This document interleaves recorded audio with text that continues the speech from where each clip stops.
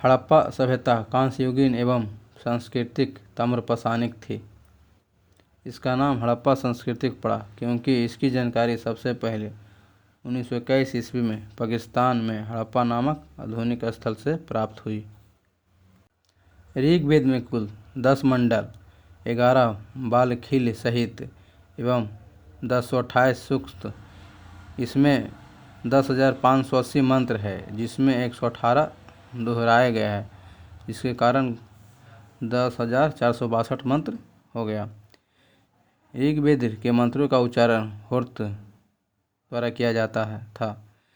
दूसरे से 7वें मंडल को प्राचीन मंडल या वंश मंडल कहा जाता है। कृषि संबंधित जानकारी चौथे मंडल से प्राप्त होती है। 7वां मंडल वरुण को समर्पित है एवं 9वें मंडल के 144 सूक्तों में सोम का वर्णन है। दूसरी जैन संगति 6ठी शताब्दी के लगभग हुई। इसके अध्यक्ष देवाधिधर्मी या क्षमा सरवन था।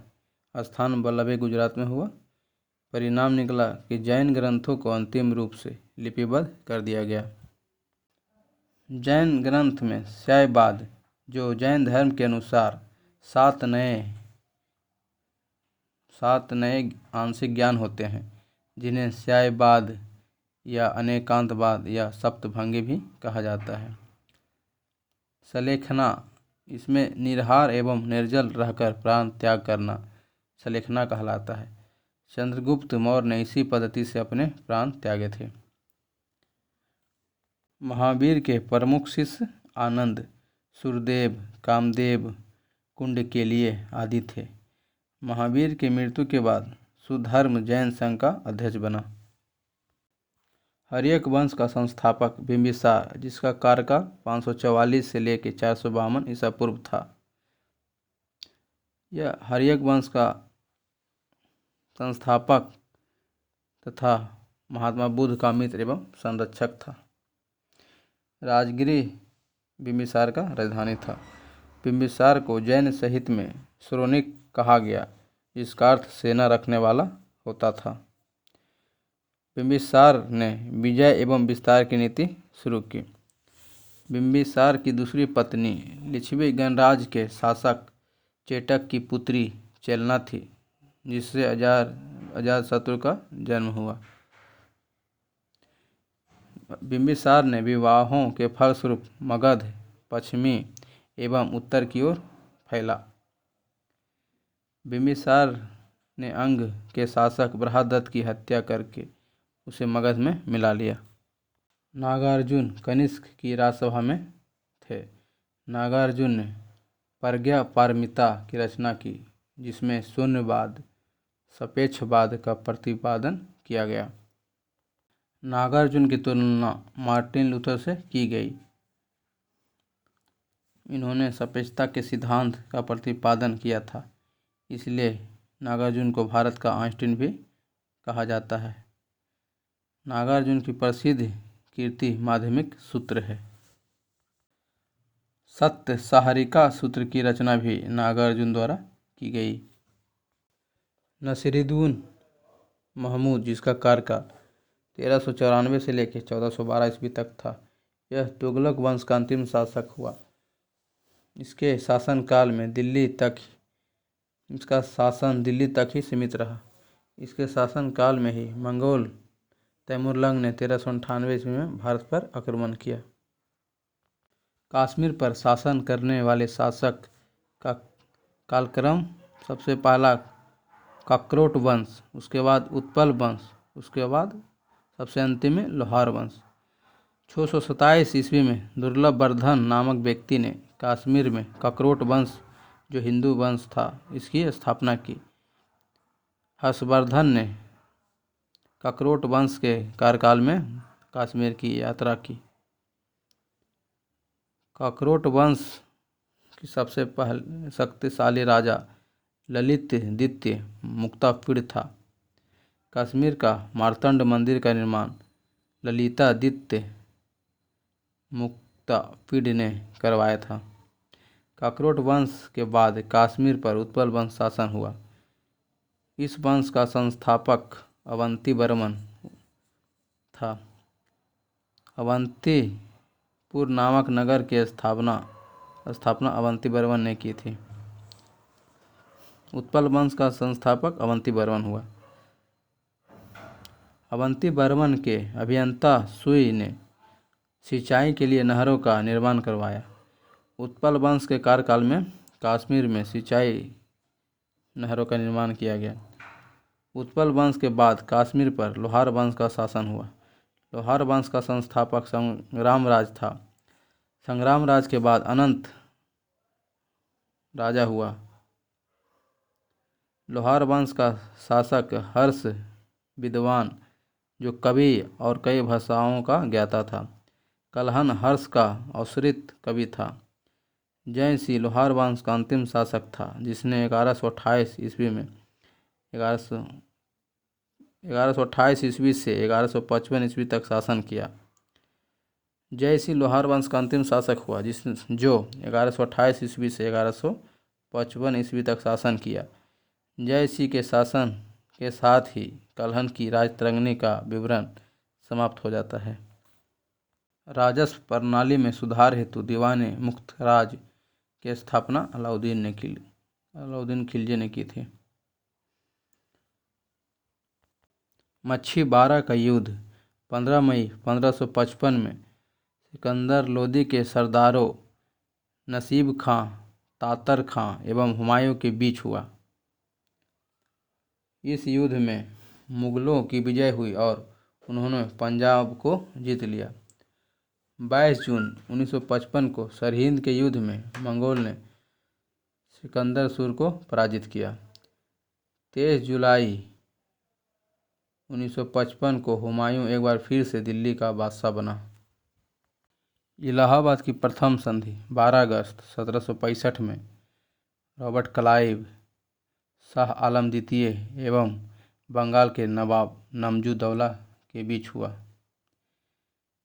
इस संधि में मुगल सम्राट शाह आलम द्वितीय ने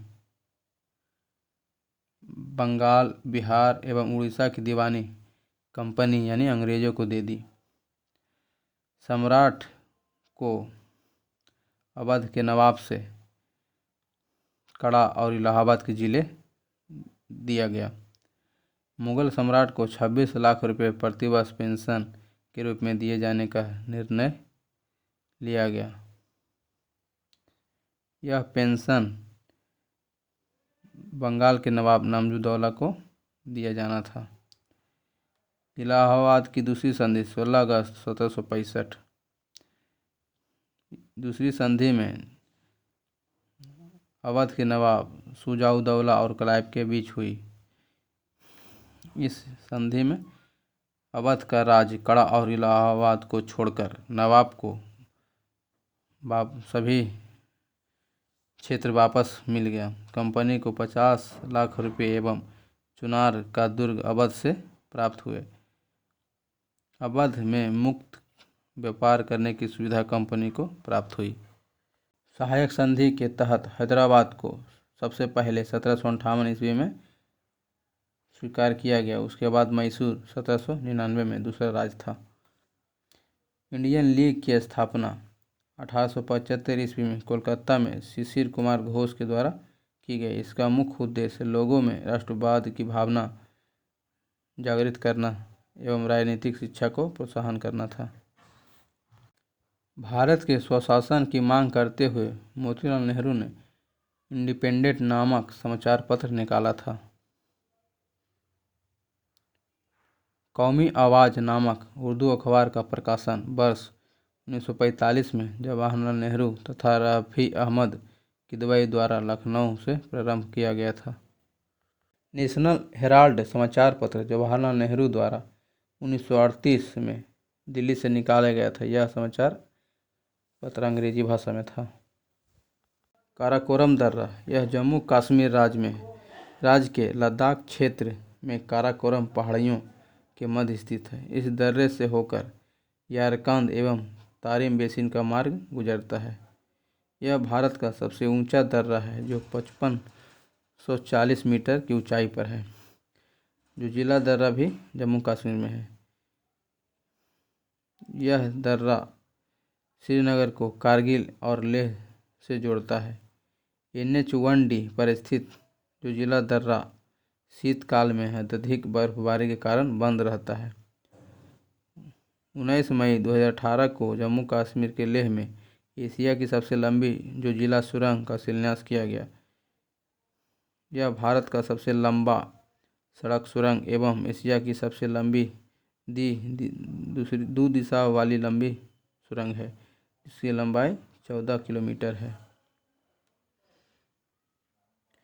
बुर्जिला दर्रा भी जम्मू कश्मीर में है।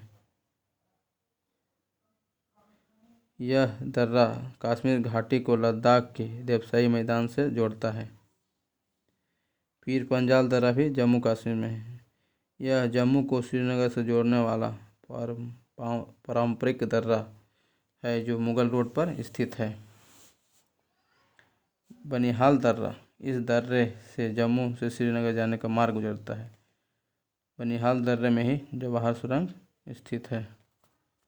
शिपकीला दर्रा हिमाचल प्रदेश, रोहतांग दर्रा हिमाचल प्रदेश, बड़लच्चा दर्रा हिमाचल प्रदेश। अरुणाचल प्रदेश में बोमडीला दर्रा, यंग्याप दर्रा और दिफू दर्रा अरुणाचल प्रदेश में है। सतपुड़ा श्रेणी दक्कन पठार का ही भाग है जो ब्लॉक पर्वत का उदाहरण है। इसके दोनों ओर नर्मदा और ताप्ती की भ्रंश घाटियाँ हैं। सतपुड़ा श्रेणी के पश्चिम में राजपीपला की पहाड़ी, मध्य में महादेव पर्वत तथा पूर्व में मैकाल पर्वत है। धूपगढ़ जो 1350 मीटर है सतपुड़ा श्रेणी के सर्वोच्च चोटी है जो पंचमढ़ी पहाड़ी पर स्थित है। मैकाल पठार छत्तीसगढ़ राज्य में स्थित है। मैकाल पहाड़ी का सर्वोच्च शिखर अमरकंटक जो 1064 मीटर है। थियोसॉफिकल सोसाइटी की स्थापना 7 सितंबर 1875 में मैडम ब्लावत्स्की और कर्नल ऑलकट जो अमेरिकी सैनिक था। मैडम ब्लावत्स्की रूसी महिला थी। इसके नेतृत्व में स्थापना हुई। अडियार जो मद्रास राज्य में स्थित है, इसका अंतर्राष्ट्रीय कार्यालय 1882 में खोला गया। एनी बेसेंट 1888 में इस सोसाइटी की सदस्य बनी और 1907 में थियोसॉफिकल सोसाइटी की अध्यक्ष बनी। चंबल नदी मध्य प्रदेश के विंध्य पर्वतमाला की जान पाव पहाड़ी से निकलता है तथा इटावा के पास यमुना नदी में मिल जाता है। इसका सहायक नदी काली, सिंध, तीस्ता, पर्वती, बनास, नेवाज, छिपरा है। चंबल नदी पर गांधी सागर, राणा प्रताप सागर एवं जवाहर सागर बांध स्थित है। सोन नदी जो अमरकंटक की पहाड़ी से सोनभद्र में निकलती है। यह पटना के पूर्व गंगा नदी में मिलती है। सोन नदी पर डेहरी में सिंचाई बरास बांध सागर बांध स्थित है। उमियम झील मेघालय की प्रमुख झील है। जलोढ़ मिट्टी 43.40% है। काली मिट्टी 15.20% है। लाल मिट्टी 18.60% है। सबसे कम लेटराइट मिट्टी 3.70% है। उष्णकटिबंधीय सदाबहार वन, यहाँ 200 सेमी से अधिक वर्षा होता है तथा यह पेड़ की पत्तियाँ चौड़ी होती है। एनाकोंडा विश्व का सबसे बड़ा सांप उष्णकटिबंधीय सदाबहार वन में ही पाया जाता है। सदाबहार वनस्पति अबुनस, महोगनी, रोजवुड, रबड़, सिनकोना एवं बांस उष्णकटिबंधीय सदाबहार वनस्पति के प्रकार हैं। उष्णकटिबंधीय अर्ध पतझड़ वन, यहाँ 150 सेमी से कम वर्षा होता है। यहाँ साल, सागवान एवं बांस आदि इसी वन में पाया जाता है। विषुवत रेखीय वन, इन वनों में वृक्ष की और झाड़ियाँ का मिश्रण होता है। जैतून, कॉर्क और ओक यहाँ के मुख्य वृक्ष है। टैगा वन, ये सदाबहार वन है। इस वन में वृक्ष की पत्तियाँ नुकीली होती है। टुंड्रा वन, यह बर्फ से ढका रहता है। गर्मी में टुंड्रा वन में मॉस तथा लाइकेन उगते हैं। पर्वतीय वन, यह चौड़े पत्ती वाले शंकुधारी वृक्ष पाए जाते हैं। एलब्रूज पर्वत श्रेणी ईरान में है। ईरान में एक अन्य पर्वत श्रेणी जगरोस पर्वत श्रेणी है। नियाग्रा जलप्रपात सेंट लॉरेंस नदी पर है। जापान का यवाटा शहर जापान का पिट्सबर्ग कहा जाता है। ओसाका को जापान का मैनचेस्टर एवं नगोया को जापान का डेट्रॉयट कहा जाता है। हॉर्मुज जलसंधि फारस की खाड़ी व ओमान की खाड़ी को जोड़ता है। बारबोसा जलसंधि काला सागर एवं मरमरा सागर को जोड़ता है। यह टर्की में स्थित है। बाब ए मंडब लाल सागर एवं अरब सागर को जोड़ता है। जिब्राल्टर को भूमध्य सागर की कुंजी कहा जाता है। भूमध्य सागर की सीमाएं यूरोप, एशिया और अफ्रीका तीनों महाद्वीप में मिलती है। माल्टा देश भूमध्य सागर में अवस्थित है। यह 3 द्वीपों माल्टा, गाजो तथा कोमियो से मिलकर बना है। माल्टा देश की राजधानी वैलेटा है। बेरिंग, जिब्राल्टर, बाब ए मंडब, बारबोसा व टॉरोसे जैसी जलसंधियाँ महाद्वीपीय विभाजक है।